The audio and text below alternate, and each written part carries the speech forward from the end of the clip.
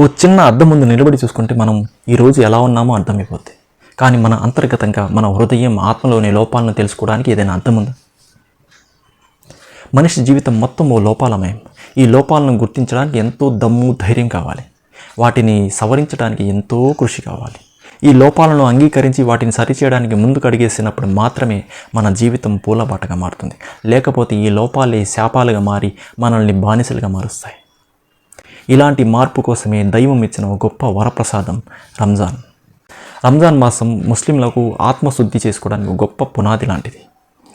ఇది కేవలం ఆహార పానీయాల నియంత్రణ మాత్రం కాదు, మనల్ని మనం అర్థం చేసుకోవడానికి, మన ఆత్మను శుద్ధి చేసుకోవడానికి, మనల్ని మనం కంట్రోల్ చేసుకోవడానికి ఇచ్చిన గొప్ప వరప్రసాదం. అస్సలాము అలైకుం. నేను సమీవుల్లా మీ ముందుకు మరో మంచి విశ్లేషణతో రంజాన్ ప్రత్యేక కాన్సెప్ట్ వచ్చాను.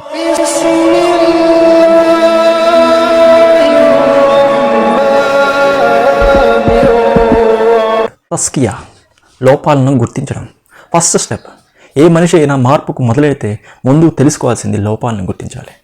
తాను ఎక్కడున్నాడు, ఏ లోపాలతో సతమతమవుతున్నాడు. ఈ లోపాలను గుర్తించకపోతే మన అసలు మార్పు మొదలవదు. అందుకే దైవం సూరతుల్ అషమ్స్లో 91వ అధ్యాయం 9వ వాక్యంలో ఎవడైతే తన ఆత్మను శుద్ధి చేసుకుంటాడో అతను మాత్రమే విజయాన్ని పొందుతాడంటూ మనకు ఎంతో కరాఖండిగా చెప్తున్నాడు. కాబట్టి ఎవడైతే తన ఆత్మను శుద్ధి చేసుకోవడానికి ప్రయత్నిస్తాడో అతను ముందు చేసుకోవాల్సిన మొదటి లక్షణం ఏంటి, మొదటి కర్తవ్యం ఏంటి? తన లోపాలని గుర్తించాలి. దీన్నే తస్కియా అంటారు. గుర్తించుకోవడం, సెర్చింగ్. ఎక్కడుంది, ఏ లోపంతో సతమతమవుతున్నాను, నా బిహేవియర్ ఎలా ఉంది, నేను ఇప్పుడు ప్రస్తుతం ఎలా ఉన్నాను, నా ఈ పరిస్థితులకు ఏ కారణాలు ఉన్నాయి, వీటన్నిటిని మనం సెర్చ్ చేసుకోవాలి. ఈ లోపాలను గుర్తించాలి. ఎవడైతే ఈ లోపాలను గుర్తిస్తారో వెనువంటనే తన తర్వాత కర్తవ్యం ఏం చేయాలి, ఈ లోపాలు పునరావృతం చేసుకోకుండా ఎలాంటి మార్గాలను అనుసరించాలని అర్థమైపోతుంది. అంతర్గత లోపాలను అర్థం చేసుకునేందుకు, వాటిని గుర్తించేందుకు దైవం ఎప్పుడో మనకు వద్దాన్ని ప్రసాదించాడు. అదే దైవ గ్రంథం, దివ్య గ్రంథం. దైవ గ్రంథమైన ఖురాన్లో ఓ అద్భుతమైన మాటలు, నైతికతలు, విలువలు మన జీవితాన్ని ఎంతో మారుస్తాయి. మన లోపాలని ఎంతో ప్రస్ఫుటం చేస్తాయి. మనం ఎక్కడున్నాం, మన బిహేవియర్ ఎలా ఉంది, దైవం ఏం చెప్తున్నాడు, మనం ఎలా చేస్తున్నాం, దైవం ఏం చెప్తున్నాడు, మనం ఏం చెప్తున్నాం, దైవం ఎలా బిహేవ్ చేయమంటున్నాడు, మనం ఎలా బిహేవ్ చేస్తాం, అన్నిటిని కంపేర్ చేసుకుంటూ ఒక ప్రతిబింబంలాగా మనకు అర్థంలాగా పనిచేస్తుంది. అందుకే దైవ గ్రంథానికి ఎవడైతే దగ్గరకుంటాడో అతను మాత్రమే లోపాలను గుర్తించి వాటిని పూడ్చే ప్రయత్నంలో ముందుకుంటాడు. అందుకే సోదరులారా, ఈ దైవ గ్రంథాన్ని అర్థంలాగా ఉపయోగించుకోవడం నేర్చుకోండి.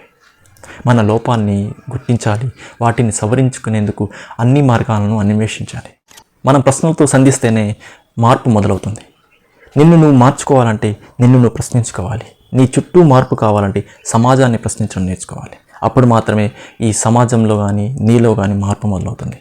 అందుకే దైవం చెప్తున్నాడు, నిన్ను నువ్వు ఉద్ధరించుకోవాలంటే నీ ఆత్మని పరిశుద్ధి చేసుకో అంటున్నాడు.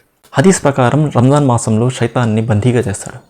అయినా కూడా ఇలాంటి పొరపాట్లు, ఇలాంటి గ్రహపాట్లు ఎలా జరుగుతున్నాయి? ఎప్పుడైనా ప్రశ్నించుకున్నారా? శైతాన్ని బందీ చేసినా కూడా ఈ ప్రకృతిలో, ఈ ప్రపంచంలో ఇన్ని పొరపాట్లు, ఇన్ని అగచాట్లు ఎలా జరుగుతున్నాయి? వీటన్నిటికీ మూల కారణం మన అలవాట్లు. ఇవే మన లోపాలు. శైతాను ఒక అద్భుతమైన వలనేసి ఉంటాడు. మనల్ని ఈ అలవాట్లోకి, ఈ లోపాల్లోకి బందీగా మార్చేస్తాడు. ఈ 11 నెలలు మన చుట్టూ వల వేసేసి ఈ వలలోనే మనం, ఈ రంగుల రాట్నంలోనే మన ప్రయాణం సాగించేలా చేస్తాడు. వాటికి బానిసలుగా మారుస్తాడు.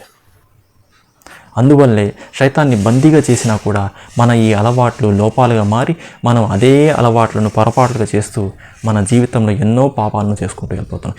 ఈవెన్ రంజాన్ మాసంలో కూడా చేసుకుంటూ పోతున్నాం. ఈ లోపాలను కవర్ చేసే ఈ ఆత్మను మనం జయించాలి. మన ఆత్మ ఎలా ఉండాలి? మనం లోపం పడగానే వెంటనే ఇది లోపం అని మనల్ని స్పృహ కలిగించేలాగా ఉండాలి. అలా కలిగించటం లేదంటే ఆ శైతాన్ మాయాజాలంలో మనం మునిగిపోయి ఉన్నాం. మన ఆత్మ మనకు చెప్పట్లేదు, మనం ఈ లోపంతో సతమతమవుతున్నామని చెప్పట్లేదు. అందుకే మనం గుర్తించలేకపోతున్నాం. అందుకే మనం ఈ పొరపాట్లు చేస్తున్నాం. అందుకే దైవం చెబుతున్నాడు, నిన్ను నువ్వు ఆత్మ పరిశుద్ధి చేసుకో. దీనికి ఒకే ఒక గొప్ప అవకాశం ఈ రంజాన్ మాసం. రంజ్ అంటే దహనం, దహించాలి. వాక్కుని, ఆహారాన్ని, ఆలోచనని.